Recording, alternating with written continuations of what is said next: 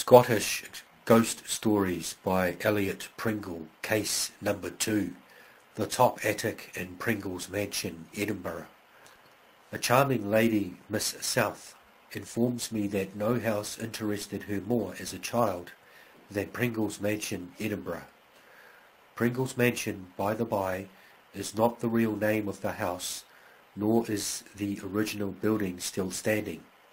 The fact is, my friend has been obliged to disguise the locality for fear of an action for slander of title, such as happened in the Egham case of 1904-1907.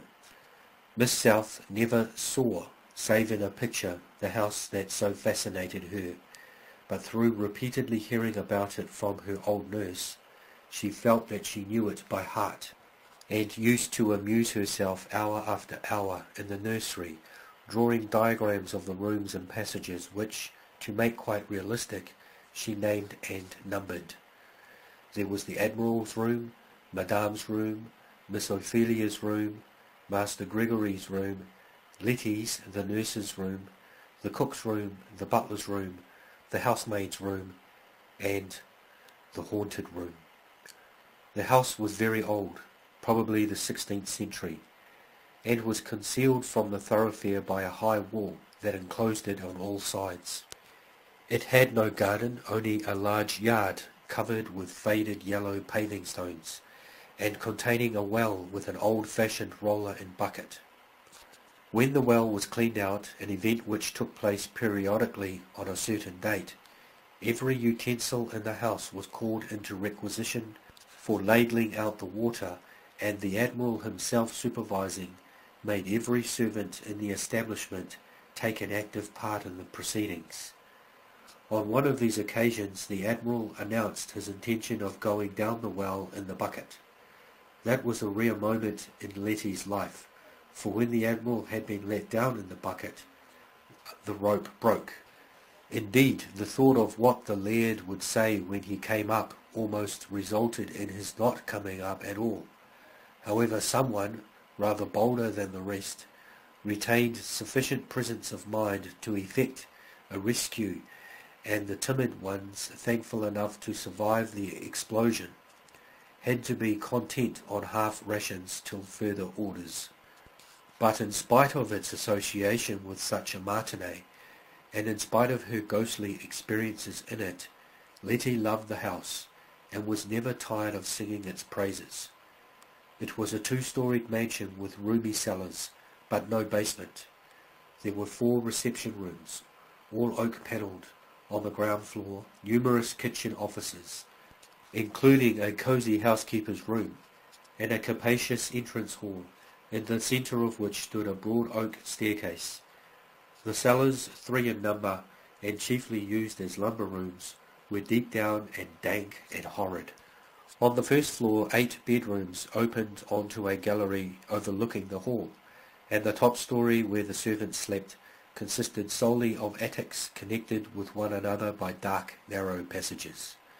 It was one of these attics that was haunted, although, as a matter of fact, the ghost had been seen in all parts of the house.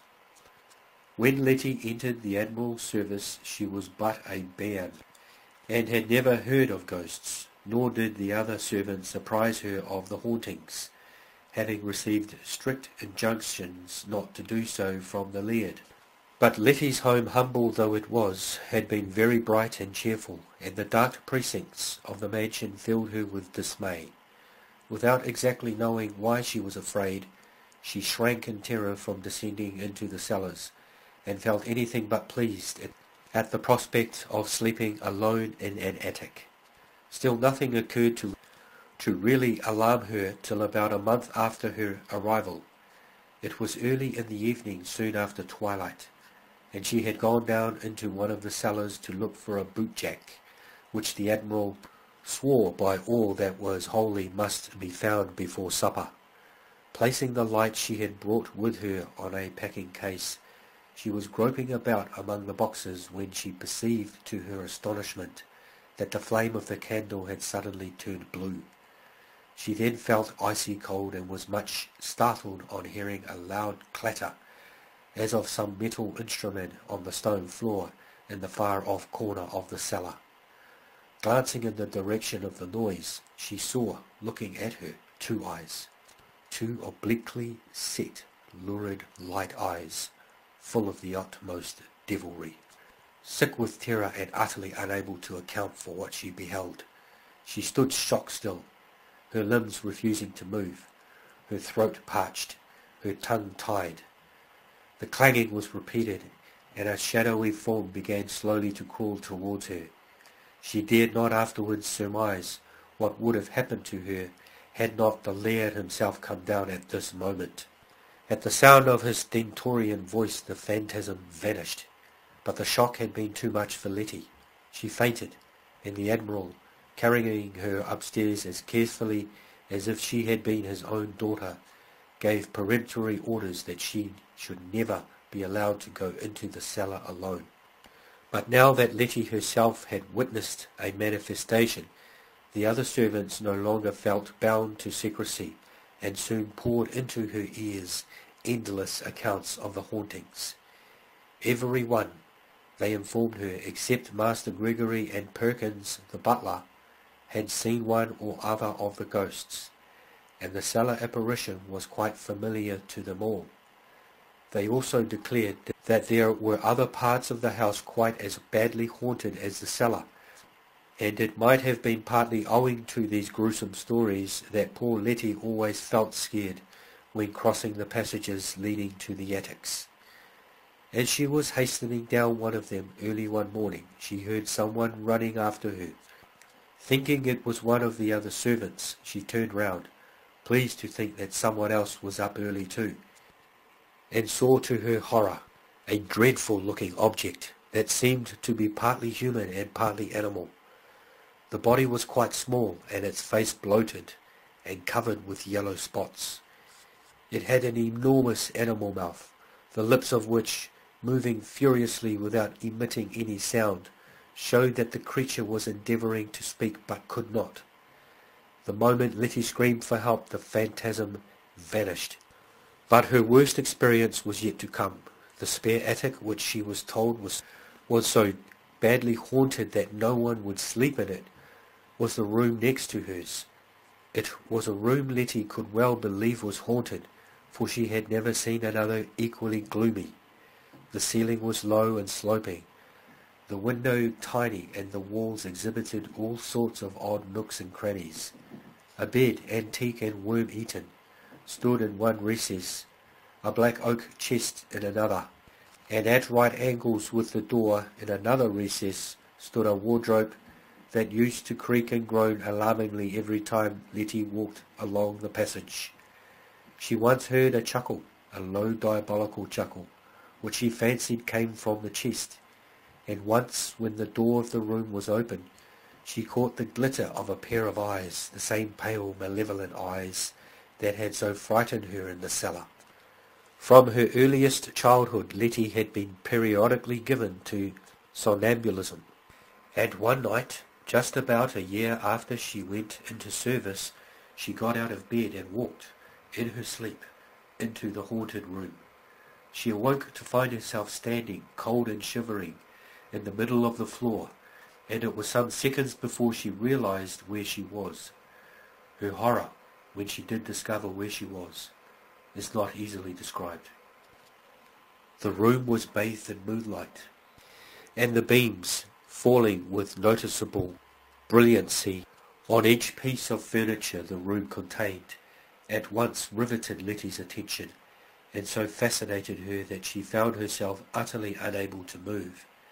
A terrible and most unusual silence predominated everywhere, and although Letty's senses were wonderfully and painfully on the alert, she could not catch the slightest sound from any of the rooms on the landing. The night was absolutely still, no breath of wind, no rustle of leaves, no flapping of ivy against the window. Yet the door suddenly swung back on its hinges and slammed furiously.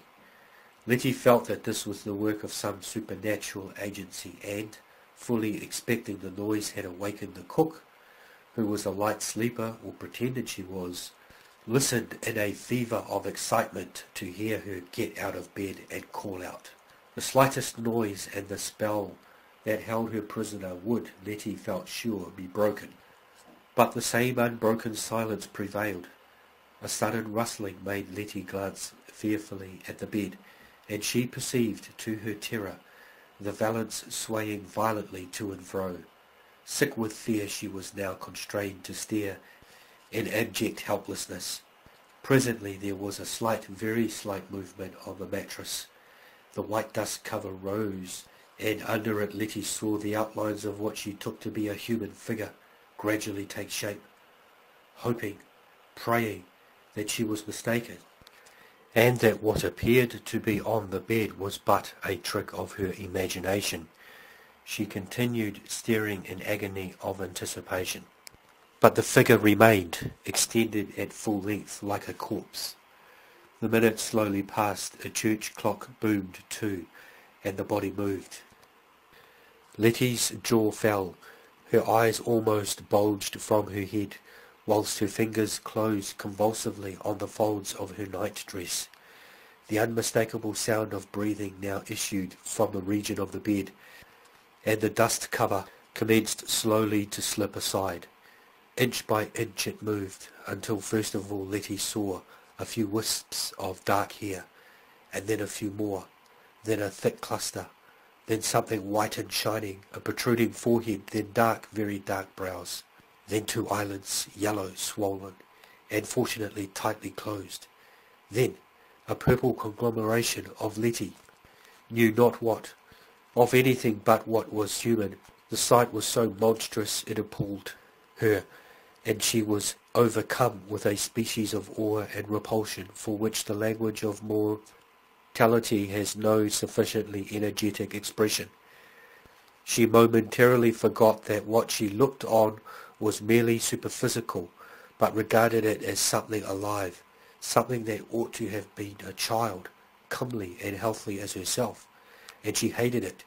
It was an outrage on maternity, a blot on nature, a filthy discredit to the house, a blight, a sore, a gangrene. It turned over in its sleep. The cover was hurled aside, and a grotesque object, round, pulpy, webbed, and of leprous whiteness, an object which Letty could hardly associate with a hand, came grovelling out. Letty's stomach heaved. The thing was beastly, indecent, vile. It ought not to live, and the idea of killing flashed through her mind. Boiling over with indignation and absurdity, forgetful of her surroundings, she turned round and groped for a stone to smash it. The moonlight on her naked toes brought her to her senses. The thing in the bed was a devil. Though brought up a member of the Free Church in an abhorrence of anything that could in any way be contorted into papist practices, Letty crossed herself. As she did so, a noise in the passage outside augmented her terror. She strained her ears painfully, and the sound developed into a footstep, soft, light, and surreptitious. It came gently towards the door. It paused outside, and Letty intuitively felt that it was listening. Her suspense was now so intolerable that it was almost a feeling of relief that she beheld the door slowly, very slowly, begin to open. A little wider, and yet a little wider, but still nothing came. Ah! Letty's heart turned to ice. Another inch, and a shadowy something slipped through and began to wriggle itself stealthily over the floor. Letty tried to divert her gaze, but could not. An irresistible magnetic attraction kept her eyes glued to the gradually approaching horror. When within a few feet of her, it halted, and again Letty felt it was listening to the breathing on the bed, which was heavy and bestial. Then it twisted round, and Letty watched it crawl into the wardrobe. After this there was a long and anxious wait. Then Letty saw the wardrobe door slyly open, and the eyes of the cellar, inexpressibly baleful, and the glittering like burnished steel and the strong phosphorescent glow of the moon peep out, not at her but through her, at the object lying on the bed. There were not only eyes this time, but a form, vague, misty and irregular, but still with sufficient shape, to enable Letty to identify it as that of a woman, tall and thin, and with a total absence of hair, which was emphasized in the most lurid and ghastly fashion. With a snake-like movement, the evil thing slithered out of the wardrobe, and gliding past Letty, approached the bed. Letty was obliged to follow every proceeding.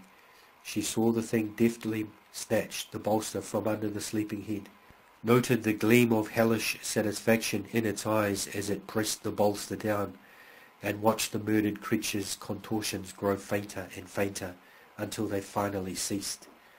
The eyes then left the room, and from afar off, away below in the abysmal cellars of the house, came the sound of digging, faint, very faint, but unquestionably digging. This terminated the grim, phantasmal drama for that night at least, and Letty, chilled to the bone but thoroughly alert, escaped to her room. She spent her few remaining hours of rest wide awake, determining never to go to bed again without fastening one of her arms to the iron staples.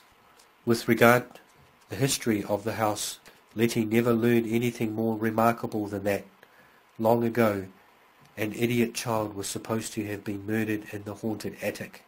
By whom, tradition did not say.